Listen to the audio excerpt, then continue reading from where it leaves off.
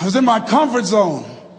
I was doing just enough to get by. I was working on a job. They paid me just enough to keep me from quitting, and I worked just hard enough to keep from getting fired. How many know people like that? Blink your eyes if you understand what I'm talking about. I was parked. I knew I could do more. But when my mama died, it took something out of me. When I went through a divorce, it took something out of me. When my best friend died, it took something out of me. I parked. And somebody said that life is like an onion. You have to peel it one layer at a time. And sometimes you cry. Life's going to happen to you when you have a dream. You're going to get slapped around. And don't take it personal. Don't ask, why did this have to happen to me? Why not you? Who would you suggest? You want to give us some names, some email addresses? And don't tell everybody. 80% don't care and 20% glad it's you. It's called life. Suck it up and move on. Get over it.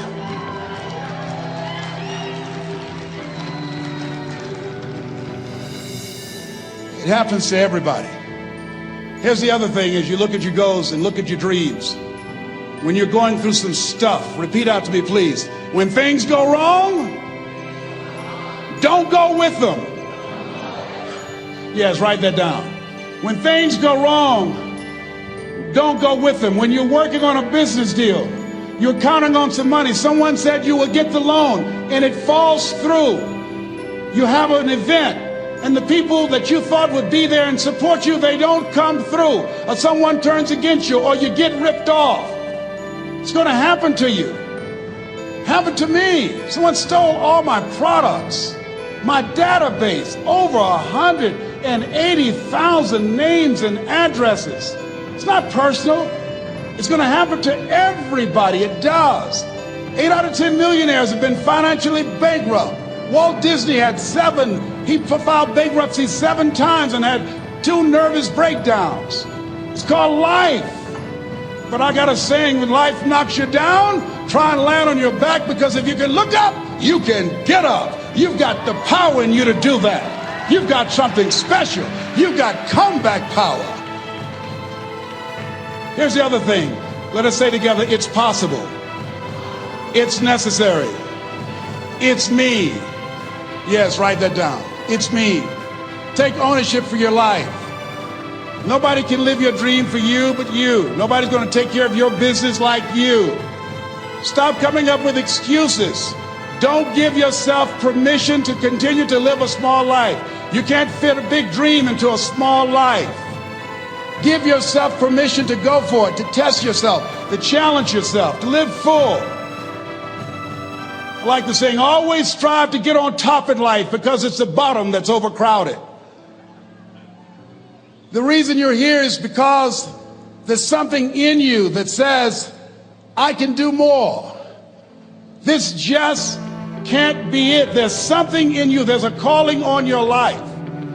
There's something in your heart that caused you to get dressed and spend the money to go to seminar after seminar and listen to message after message and speaker after speaker.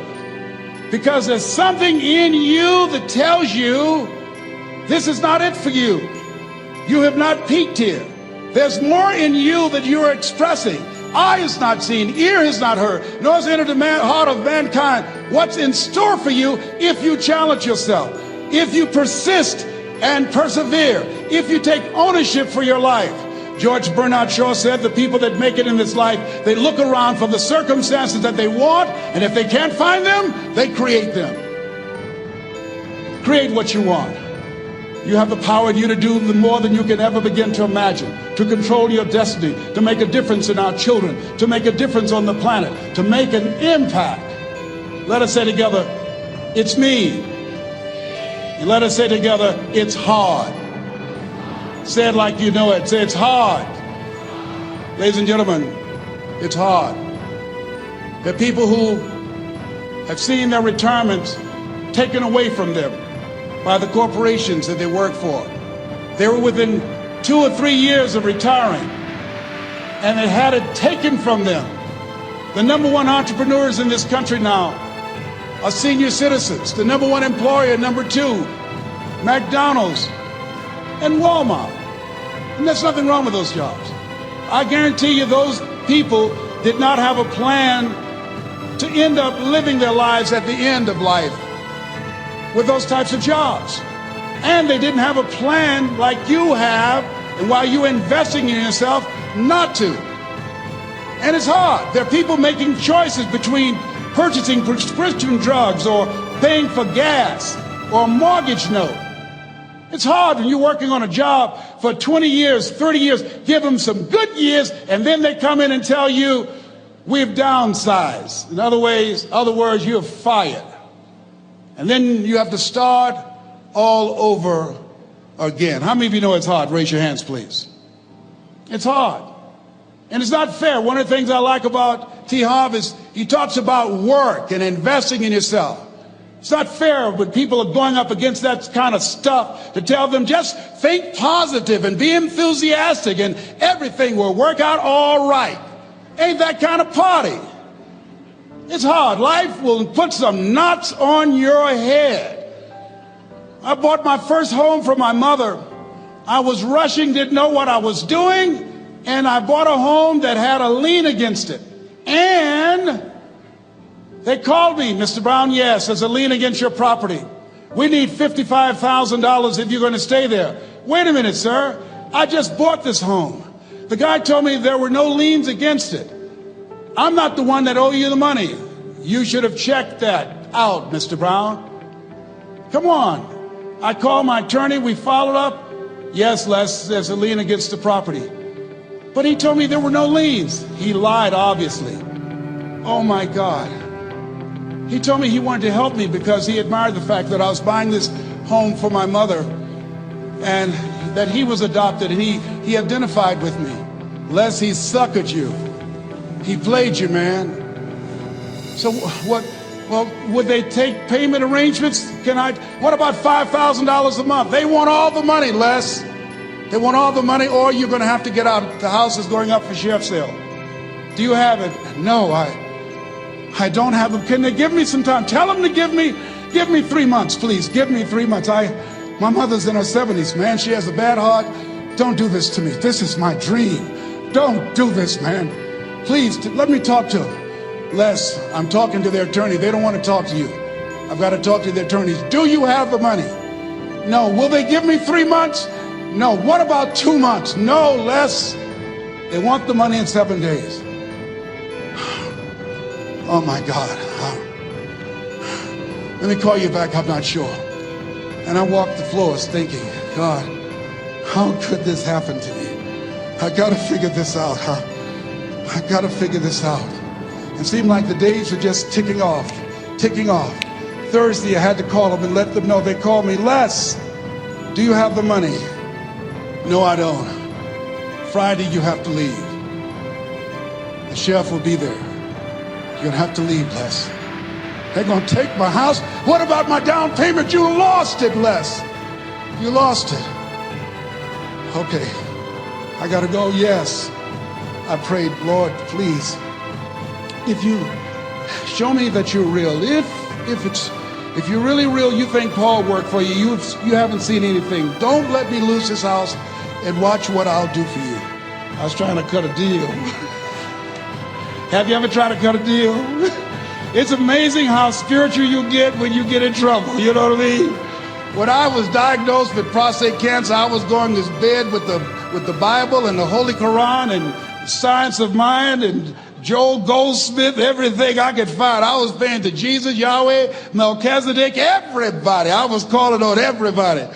It's amazing. And here I was walking the floor, 3 o'clock in the morning, and I had to go and wake my mother up. I got on my knees and I said, Mama, I need you to wake up. She said, what's wrong, Leslie? I can hear you walking back and forth. I'm not asleep, son. I said, there's something I need to tell you. She said, your eyes are red. Why are your eyes red? Because I feel so stupid now. Why? we got to move tomorrow. Why, Leslie? There's a lien against the property, and they want $55,000, and I don't have it. And we're going to be set out tomorrow. We have to go back to Liberty City. So she said, it's okay. I don't like this house anyhow. I said, why? She said, because of my arthritic knees. It hurts my knees when I go up the steps. I said, and why didn't you tell me? Because you were so happy. I just said it because you were happy. I'll live in a shack with you, boy. I love you. It's not the house. I love you. I love all my children. I said, thank you, Mama. Thank you. And the next day when we were in the truck going back to Liberty City, and we pulled down 68th Terrace, the neighbors came out and said, wow, Mamie, y'all coming back? Are you back? Yes. What happened to the home your boy bought for you? Those boys you adopted. Leslie didn't do a title search.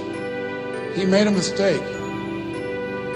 And boy, I was so humiliated. How many ever made a mistake that you were just humiliated? Raise your hands. I was devastated. I was taking the furniture off the truck, and my mother came, and I was crying. And she said, boy, I said, yes, ma'am. She said, hold your head up. I said, Mama, I can't. She said, hold your head up. I said, why? Look what I've done. She said, it's okay. It's okay. You're going to make a lot of mistakes in life, young man. You're going to fail your way to success. You have nothing to be ashamed of. Keep your head up and take that furniture back in the house. I said, yes, ma'am. And I learned something from that. If you ever go through something, hold your head up. If you ever make a mistake, hold your head up. If you ever do something and everything goes wrong, life catch you on the blind side, hold your head up. It's not over. Goethe said, that which does not kill you will make you stronger. Hold your head up. Shake someone's hand on your right and left and say, hold your head up.